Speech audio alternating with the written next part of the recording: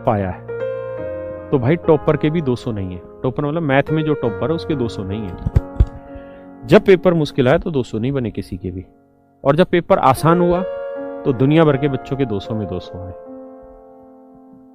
भाई मेरे, मैं आपको एक कहानी बता रहा हूं, आप समझने की कोशिश करिएगा। ये बात है 2013 की, और ये जो कहानी है मेरे बच्चों, ये 2013 प्रीलिम्स की बात है।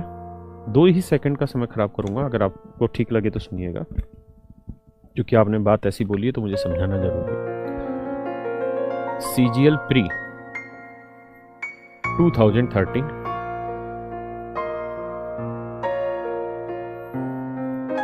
मॉर्निंग का एक सेट था मेरे बच्चों।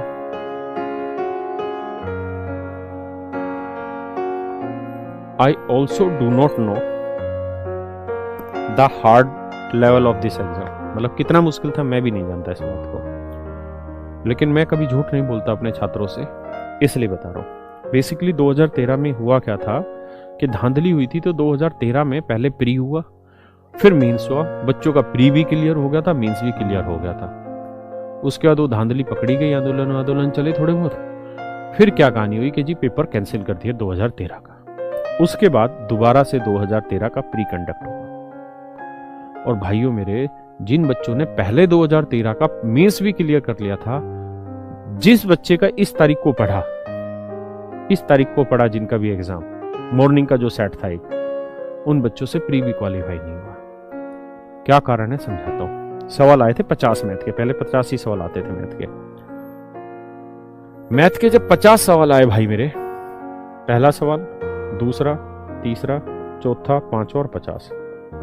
देखिए आज वो सवाल आसान है हमें, क्योंकि उन सवालों को हमने बहुत बार पढ़ लिया होगा, है ना।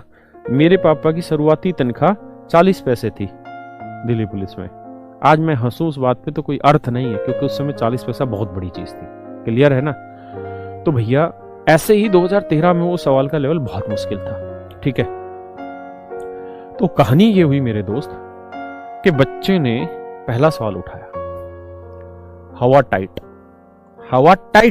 सवाल ही नहीं निकला। दिक्कत किसको हुई? जिनका मैथ थोड़ा सा भी अच्छा है, उनको पता है कि मेरा मजबूत मैथ है, इसलिए मुझे मैथ में 50 नंबर चाहिए। 50 सवाल आते थे, एक सवाल 1 नंबर का था, तो उसकी पूरी कोशिश थी कि 50 के 50 सही करके चला जाऊं। वो पहले सवाल में 2 मिनट लगाया, 2.5 मिनट लगाया। थोड़ी देर बाद उसने सोचा यार इतना टाइम तो लगा ही दिया इस सवाल में, अब सोल्व ही कर लेते। उससे सोल्व नहीं हुआ। क्यों? क्योंकि वो अल्टरनेट मेथड लगाता रहा। दूसरे सवाल में आया, वो उसका भी बाप डाल दिया दोस्त, टफेस्ट क्वेश्चन डाल दिया। ये भी बच्चे से नहीं हुआ, 2-2.5 मिनट लगाए। बच्चे ने किसी तरीके से ढंढस बांधा, मेहनत करी, मन में विश्वास जगाया और तीसरे सवाल पे पहुंचा, और तीसरा उसका भी बाप। शुरुआत के 5 सवाल तूफानी। शुरुआत के 5 सवाल तूफानी थे मेरे बच्चों, ठीक है। मैं एग्जैक्ट डाटा मुझे भी नहीं पता 5 थे, 4 थे, क्या थे। मैं तो आपको एक बात समझाने का तरीका बता रहा हूं। भाई बच्चा यहीं पे जैसे ही तीसरे चौथे तक पहुंचा, उसकी हिम्मत गई टूट। उसने सोच लिया कि बेटा आज तो क्या हो गई, समझ गए, लग गई। आज पेपर हवा से ऊपर चला गया। बच्चा डिमोरलाइज हो गया। उसने सोचा यार आगे से काम नहीं बनना, यूं करते पीछे से बनाते हैं। 50वें सवाल को शुरुआत। भाई मेरे 50वें पे पहुंचा, वो भी उसका बाप मिला। थोड़ी देर किया, नहीं बना बात। फिर उसका मन किया यार यहाँ मेहनत तो करी, दोबारा चेक करें। दोबारा करने आया, फिर नहीं हुआ। फिर यहाँ आया। पीछे के भी 4-5 सवाल जो थे वो भी मुश्किल थे, और आगे के भी 4-5 सवाल मुश्किल थे, और बीच के सारे सवाल आसान। भाई साहब इन 5-5-10 सवालों में बच्चे ने कम से कम 20-22-25 मिनट खराब कर दिए। किन बच्चों ने? जिनको मैथ आता था। जिनको नहीं आता था उनके कोई फर्क पड़ना है, उन्होंने देखा है तेरी औकात का सवाल नहीं, आगे आगे आगे। वो तो 1-1 2-2 सेकंड में आगे बढ़ते चले गए, क्योंकि उनको मैथ वैसे ही कमजोर, उनको पल्ले ही नहीं पड़ रहा था। लेकिन जिनको मैथ आता था उनकी ऐसी तैसी हो गई वहां पर। और उस ऐसी तैसी होने का सबसे बड़ा कारण था कि उसमें एक स्किल डेवलप नहीं था। वो स्किल था क्वेश्चन छोड़ने का। अगर पेपर मुश्किल आए तो सवाल छोड़ना भी हमको आना चाहिए।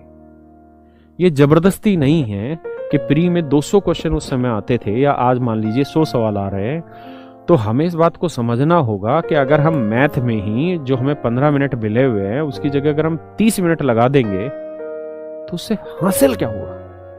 जीएस के भी एक क्वेश्चन का वही नंबर है, मैथ के भी एक क्वेश्चन का वही नंबर है।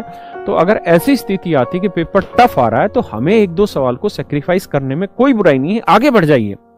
आप 15 मिनट में मैथ कंप्लीट कर लेंगे तो आपके पास बाकी टाइम बचेगा इंग्लिश के लिए, रीजनिंग के लिए, जीएस के लिए, और उसको कंप्लीट करिए। क्या पता वहां बहुत आसान सवाल दे रखे हो, और क्या पता आखिरी में समय मिले दोबारा आइए, दोबारा सोल्व करिए। इसलिए स्किल ये होना चाहिए कि आप टाइम छोड़ भी सकें, मतलब पेपर के क्वेश्चन को कुछ को मिस भी कर सकें, बड़ा जरूरी है। एक दो क्वेश्चन को छोड़ना है ना, और एक दो क्वेश्चन में हिट एंड ट्रायल लगाना, तुक्केबाजी लगा देना, कोई बुराई नहीं उस चीज में दोस्त। इसलिए इस समझ को मान के चलिए।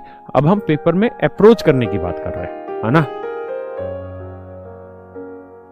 अभी हम अप्रोच करने की बात कर रहे हैं। अगर मेरे से आप क्लास में पढ़ रहे होते, जो आप पढ़ रहे हैं, तो मैं कभी जीवन में आपको ये शब्द नहीं कहता हूं कि आपको एक दो सवाल छोड़ देने चाहिए, कभी नहीं कहता, मेरा फर्ज ही नहीं बनता वहां कहने का। लेकिन यहां हम क्वेश्चन को अप्रोच करने की बात कर रहे हैं, तो प्रैक्टिकलिटी पे आ रहा है कि हमें छोड़ देने में कोई बुराई नहीं। एक दो सवाल अगर टफेस्ट आ गए तो तुक्का लगाइए यार, छोड़िए मत, तुक्का लगा दीजिए ऑप्शन में।